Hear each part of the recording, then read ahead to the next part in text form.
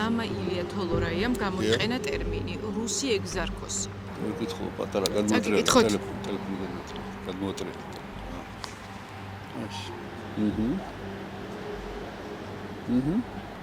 აგნებოთ პატრიარქის ხელმოწერილი ბრძანება არა. მეუფე ნიკოლოზი ახლა საპატრიარქოს 5 ნოემბრი დათარიღებულ იმ ბრძანებას კითხულობს, რომლითაც პროევროპული აქციების აქტიურ მონაწილეს და ქართული ოცნების კრიტიკოსს მამა ილია თოლორაიას ეკლესიაში მსახურება აუკრძალეს. გუდელს ხალხის გვერდით დგომა და მოსაყდრეს შიოს კრიტიკა არ აპატიეს. ეს არის სრულიად საქართველოს კათოლიკოს პატრიარქის ტახტის მოსაყდრე და რუსი ეგზარქოსი არ არის ნამდვილად რა. თქვენთან მიმართებაში ვინმეს რომ ეს ტერმინი გამოიყენებინა მე. ჩემთან მიმართებაში გამიხარდებოდა. რუსი ეგზარქოსობა. რუსი ეგზარქოსობა არ გამიხარდებოდა. როცა ეს ტერმინი გამოხალისებდა, იმიტომ რომ არაფერი კავშირი არ მაქვს საერთოდ ამასთან და ახლა ვიღაცას თუ ესე ჩემი პოპულარიზაცია უნდა, ნუ რა ვიცი. აი რატომ აღიქვეს ასე მწვავედ ეს შეფასება? რა შეფასება? კარგი შეფასება. კარგი შეფასება. შეურაცხყოფელი არ არის. პირველი იყო მამა დოროთე, ვინც დასჯილების სიაში ჩასვას. შემდეგ მამა ილია. საპატრიარქო საპროტესტო აქციების მონაწილე მღვდლებს სჯის. სხვები კი დუმარედ უყურებენ რეპრესიებს. დასჯილს სასულიერო პირზე მინდა გკითხოთ მამა ილია თოლორაიაზე. მე მაგას ვერ ვიცნობ, მე წასული ვარ აქედან და მაგრამ შეფასების გამო დასაჯეს მეუფე შიოს უწოდა რუსი ეგზარქოსი და ამის გამო ჩამოაშორეს მღვდელმსახურებას. ვერ ვიცნობ მე მაგრამ იმიტომ რომ მე არა ვარ აქანე და არ ვიცი. წმინდა ნიკოლოზის დასჯილი იყო და სამართლიანობა აღდგება და აღდგება რა მხრივ გეუბნები, ვიცი? თუ მართალი არის, ყველაფერი კარგად იქნება. თუ ის არის მოინანიებს. მე წასული ვარ აქედან არაფერს არ ვიცი ახლა. საქართველოში ყველა გამთავარი არის ერთგული ქრისტესი, სამშობლოსი და პატრიარქისა და არასდროს არ იქნება ჩვენთან ეგზარქოსი და უცხო ქვეყნის აგენტები. ამიტომ არ უნდა მივაყენოთ შეურაცხყოფა არც პატრიარქს, არც წმინდა სინოდის წევრებს. უთხრეს. არ თქვა ეს. არ თქვა. არ მიაყენო შეურაცხყოფა. თუ ეტყვის ბოდიში მაპატიე, დაუბრუნებელ. ეს არის და ეს. რა თქვა მამა ილია? იმ დღეს, როცა მამა დოროთეს საკითხს საპატრიარქოში განიხილავდნენ, შეხვედრაზე არ შეუშვეს სხვა სასულიერო პირები და მედიის წარმომადგენლები. სწორედ ამ დროს თოლორაიამ ეს აქციელი რუსი ეგზარქოსის ქმედებად შეაფასა. კირილონის, ამბროსის, ჩვენი დიდი პატრიარქების ამ შემონახულ ეკლესიას ეგზარქოს მეუფე შიოს არ გადავაბარებ. ეს არ არის პირველი შემთხვევა, როცა ქართულ ეკლესიაში განსხვავებული აზრის გამოთქმა დაისაჯა, მაგრამ პირველი შემთხვევა, როცა საჯარო პიროვნული შეურაცხყოფა მაღალმა იერარქმა ვერ მოითმინა და სადამსჯელო ზომები აამოქმედა. საინტერესო რა არის, იცით რომ ეგზარქოსი ნიშნავს რუსეთის მხარეს მდგომს და თუ ესეთი გასაბრაზებელია მეუფისთვის ეს სიტყვა, ანუ რუსეთის მხარეზე მდგომი ეპისკოპოსი მე რო უწოდე, მაშინ გამოვიდეს და დაგმოს ეს რუსეთი. თქვას რომ რუსეთი ჩვენი ქვეყნის მტერია, თქვას ის რომ ანწუხელიძე მოგვიკლა, თქვას ის რომ გინტური მოგვიკლა, თქვას ის რაც აქ ხდება ეს რუსული ხელისუფლება რას უშვება ჩვენ საქართველოს და მამა ილია თოლორაიასთან ინტერვიუ რუსთაველის გამზირზე პარლამენტის შენობასთან იმ ადგილას ჩავწერეთ, სადაც თითქმის 1 წელია ივანიშვილის ხელისუფლების წინააღმდეგ მოქალაქეებთან ერთად დგას და უკანონო ტყვეების გათავისუფლებას მოითხოვს. მაგარი კაცი ხარ. გაიხარე. მის სიახლოვეს ისევ ბევრი ხალხია. ისევ მადლობას ეუბნებიან რუსული რეჟიმის წინააღმდეგ ბრძოლისთვის და იმ სასულიერო პირების მხილებისთვის, რომლებიც წლებია ამ ქვეყანაში რუსულ ინტერესებს ატარებენ. და მე ერთ ისტორიას გავიხსენებ, რომ კალისტრატე ცინცაძე პატრიარქი რო იყო, მაშინ მისი შვილი დახვრიტეს 37 წელს ნინო ცინცაძე. და ეს იმიტომ გააკეთა სტალინმა და იმ დრომ რომ ნინოს დასჯით, ანუ პატრიარქის შვილის დასჯით გამეფებული იყო საქართველოში შიში. ესე იგი პატრიარქის შვილიც არ იყო დაცული საქართველოში. თქვენი დასჯით რა თქვა საპატრიარქომ? რა უთხრა სხვა სასულიერო პირებს? ჩემი დასჯით საპატრიარქომ ის უთხრა სასულიერო პირებს, რომ თუ საქართველოს ეკლესიაში ნებისმიერი სასულიერო პირი მღვდელი იტყვის იმას, რომ რუსეთი არის მტერი, თუ გააპროტესტებს იმ ძალადობას, რომელიც რუსთაველზე ხდებოდა და თუ მეუფეშიოზე იტყვის იმას, რომ ის რუსეთის მხარეს არის და ამის თქმას გაბედავს, ყველანი დაისჯებით. ყველას წითელი აუნთო. ილია თოლურაია გვიყვება, რომ შეხვედრა საპატრიარქოში მეორე სართულზე შედგა. კაბინეტში 2 ეპისკოპოსი და 1 დეკანოზი, მამა მიქაელ ბუტკოველი დახვდა. საუბარი მოსაყდრიშიომ დაიწყო და პირდაპირ მონანიება მოითხოვა. ინანიებ, ესე მკითხა და მე ვთხარი და თუ ინანიებ თუ არა და გადი. და მე ვთხარი ესე არ ხდება მეუფე მეთქი, მე უნდა ვთქვა ჩემი სათქმელი, მე რაც გიწოდეთ იმ სიტყვებს უკან არ ვიბრუნებ და მალაპარაკეთ მე უნდა ვთქვა მეთქი და უკნიდან კარიდან შემოვარდა, აი რასაც ნიშნავს, შემოვარდა ესეთი კარის ესეთი გაღების ხმა გავიგე რაღაც და თავზე დამადგა ანდრია ჯაღმაიძე დეკანოზი და მეუბნება რომ ადექი და გადი და რაღაც მიყვირის აი კომუნისტების დროს სკოლის დირექტორი რო უყვიროდა ბავშვებს ისე და მე ვთხარი რატონით მე საუბრები მეთქი რა არის ექტონი მეთქი და წამოვდექი მეც და ესე დროს ამ საუბარში რომ მე ვთხარი ანტონი ჩემ უფლება ვინ მოგცა ჩემთან საუბრის მეტი რასვია მაგდებ მეთქი მე იქიდან ფაქტიურად გამაგდეს და ესე დროს რომ მოვბრუნდი მოვდივარ უკან ზურგზე ხელს მკრავს ანდრია ჯაღმაიძე ამ შემთხვევაშიც სადამსჯელო ოპერაციის სათავეში ისევ მამა ანდრია ჯაღმაიძეა. სხვადასხვა დროს ის ქართული ოცნების ინტერესების სასარგებლოდ მოქმედებაში არაერთმა მღვდელმა დაადანაშაულა. სუსის ფაილებში ათობით მტკიცებულება ანდრია ჯაღმაიძის კავშირების შესახებ რუსეთთან და ქართულ ოცნებასთან. 5 ნოემბერს, როცა ერთ მღვდელს ხალხის გვერდით დგომისთვის ჯიდნენ, სხდომას ესწრებოდა ქორეპისკოპოსი თეოდორე ჭუაძე. მამა ილია იმსახურებდა, რომ აი ერთი სიტყვისთვის, ერთი შეფასებისთვის შენაქვართ მეუფე სერაფიმეს პანაშვილის გადასახდელად მოსული და ძალიან გთხოვთ. მესმის, მაგრამ აი ცოცხლებს, როდესაც ჩაგრავენ. ეს სამართლიანია, მამაო, როდესაც ცოცხლებს ჩაგრავენ, თან შეფასების გაკეთების გამო. დოკუმენტს, სადაც საპატრიარქოს სახელით მამა ილიას მღვდელმსახურების უფლება ჩამოართვეს, ილია მეორის ფაქსიმილე აქვს. ბეჭედი პატრიარქის ხელმოწერით, რომელსაც მისი მდივანი ინახავს და ოფიციალურ დოკუმენტებს ამოწმებს. როგორ ხარ? მამა დოროთე დარწმუნებულია, რომ პატრიარქი, რომლის საპატივცემლოდაც მის სახელს დასჯილი მამა ილია ატარებს, მოატყუეს. მას პირადად შეეძლო დაებარებინა და მოეთხოვა პასუხი, მაგრამ არა კომისიის სახელით, პირადი სახელით, როგორც პატრიარქის მოსაყდრეს. და ეს დამალეს, რომ ეს თითქოს მეუფეშიომ დასაჯა და კომისიამ დასაჯაო და სინამდვილეში კომისია არ ყოფილა. მოწინააღმდეგე პირი არ შეიძლება კომისიის წევრი იყოს.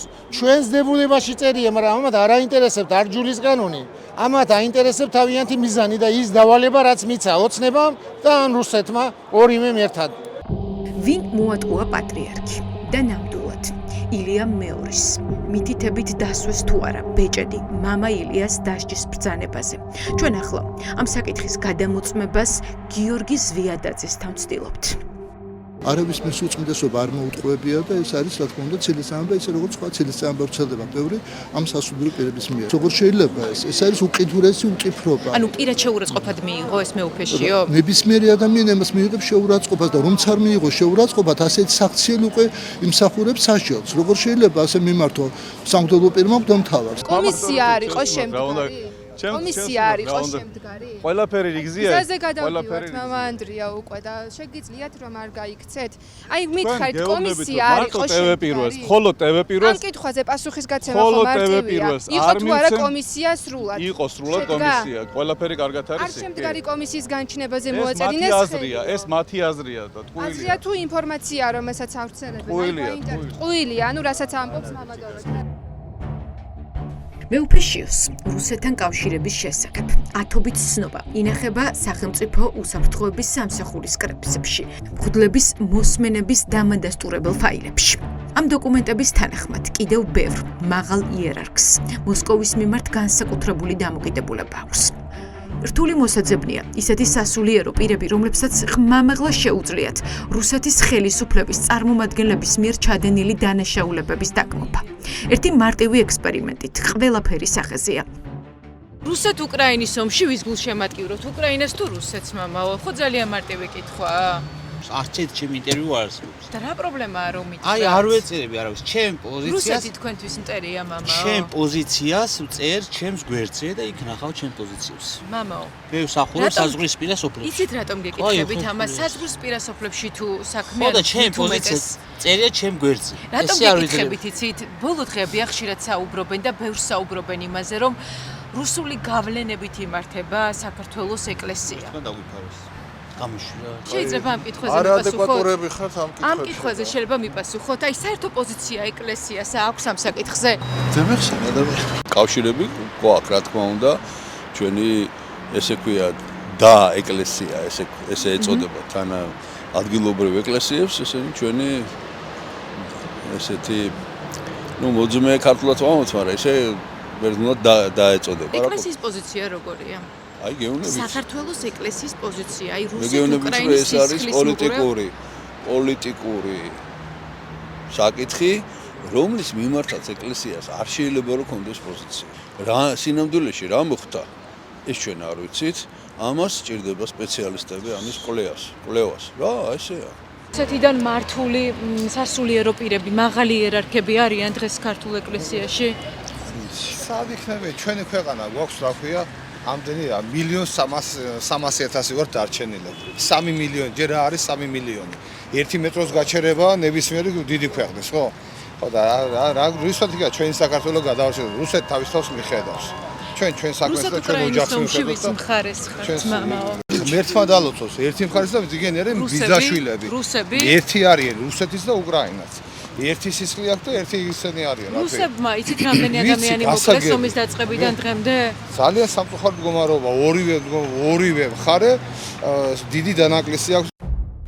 რუსეთის მიმართ ლოიალური დამოკიდებულება არ არის ერთადერთი საკითხი, რის გამოც საზოგადოების დიდი ნაწილი სასულიერო პირებს აკრიტიკებს. ერთი წელი გადის სასტიკი მეთოდებით დარბეული აქციებიდან და უკანონოდ დაჭერილი ადამიანების ტყვეობიდან, თუმცა მღვდლები ხელისუფლების ტერორზე ამდრომდე არაფერს ამბობენ. ბევრი უკანონო პატიმარია ციხეში. რა რეაქცია გაქვთ, როდესაც უყურებთ, ხედავთ, როგორ ებრძვიან ადამიანებს განსხვავებული აზრის გამო? პოლიტიკაში არ ვერე. შენ მითხარი, მე შენ როგორ ვცხონდე? მაგი არ ვიცი.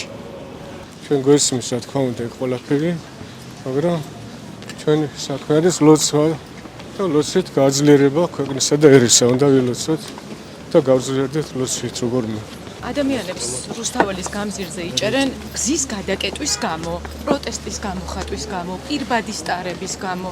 აი ამას როცა უყურებთ, რას ფიქრობთ, რას ეტყვით ხელისუფლებას, რას ურჩევთ? გული გტკივა, ძალზე გტკივა გული, რა თქმა უნდა, გული გტკივა.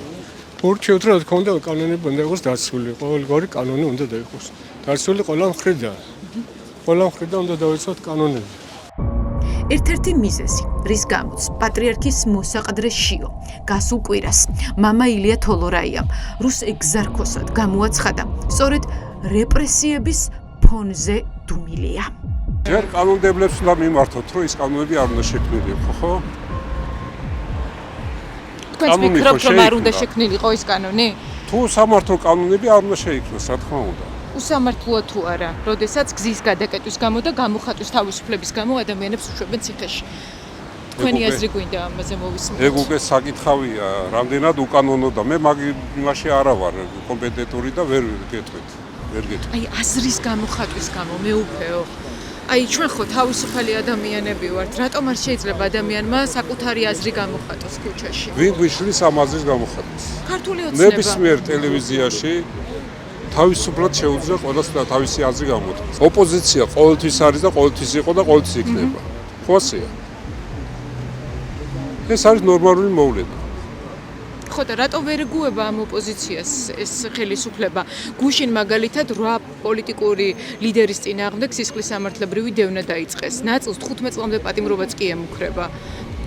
არ ვიცი, არა ვარ ჩახედული, აი ინფორმაცია არ მაქვს. სიონის ეზოში ჩაწერილი სასულიერო პირებიდან ერთადერთი, ვინც ქვეყანაში მიმდინარე მოვლენებზე და ხალხის ჩაგვრაზე ხმა მოიღო ურბნისისა და რუისის ეპარქიის მიტროპოლიტი იობია. თუ ის სიმართლე და კანონიერება ირღვევა ადამიანის უფლებების, მაშინ ჩვენ რა თქმა უნდა ხმა უნდა ამოვიღოთ და ვთქვათ სათქმელი. ზიამაღლობელის ამბავს გაიგებდით. სილის გაწვრის გამოა ის ქალი დაჭერილი. უკვე 300 დღეა. მე უკვე. ხალბატონის მიმართ ჩვენ არ უნდა გქონდეს ეს დამოკიდებულება ახლა. მოძალადე სპეცრაზმელები, პოლიციელები არ დაუსჯიათ, არც ერთი დაჭერილი არ არის. აი, ჩემი ოპერატორი მაგალითად, გიორგი შეწირული, აი ჩაქოლეს, ფეხებით შედგნენ. არც ერთი ადამიანი არ დასჯილა. ერთ-ერთი წმინდანი ბრძანებს, ნეტარი ავგუსტინე, თუ ხელისუფლება სამართალს არ ემსახურებაო და სიმართლეს, ავაზაკთა ჯგუფი არის. აქედან გამომდინარე, მე უკვე ზოგადად თქვი, თუ სამართალს და სიმართლეს არ ემსახურება ეს ხელისუფლება, არის ავაზაკთა ჯგუფი. ბოლო 2 კვირაში საპატრიარქოს ერთი ჯგუფის ჯაღმაიძე მუჯირის ანგარიშწორების მსხვერპლი 2 სასულიერო პირი გახდა. ორივე განსხვავებული აზრის გამო დაისაჯა. ორივე რუსეთის და ივანიშვილის რეჟიმის კრიტიკოსია. ყველაზე დიდი ჯაშუში, რომელიც ეკლესიას ანგრევს და რუსეთის სასარგებლოდ მოქმედებს, არის ჯაღმაიძე. ის რასაც აკეთებს, ეს არის ჯაშუშობა. რუსეთის სასარგებლოდ მოქმედებს. რაზე დაასანქცირეს ბიზინა, რაზე დაასანქცირეს ის ფარცხალაძე, ხო? და ესენი დასასანქცირებელიანიან. შეიძლება მომკლან, მაგრამ თქვენ გჯეროდეთ, რომ ისინი დასრულდებიან და თხოვნა მაქვს ერთთან და თქვენთან. ისინი არ გაუშვათ საქართველოსდან. აქ უნდა იჯდნენ ციხეში. და იმ ციხეშიც უნდა იჯდნენ როგორც არაკაცები. იმიტომ რომ არაკაცია ჯაღმაიძე. საპატრიარქოს შენობაში მოწყობილი საქმის გარჩევის შემდეგ მამა ანდრია ჯაღმაიძე კრიტიკულ მედიასთან დღეს პირველად გამოჩნდა, მაგრამ ბევრი არ უსაუბრია. სამაგიეროდ ის აქტიურობს სოციალურ ქსელში. წყარო შაბათის ეთერს უყვება, რომ დედაქალაქი ამ Facebook მომხმარებლის მიღმა ანდრია ჯაღმაიძე დგას. ის ამ გვერდზე მამა დოროთეს დისკრედიტაციით, სახელისუფლებო პროპაგანდის გატარებით და ჩინეთის პოპულარიზაციითაა დაკავებული.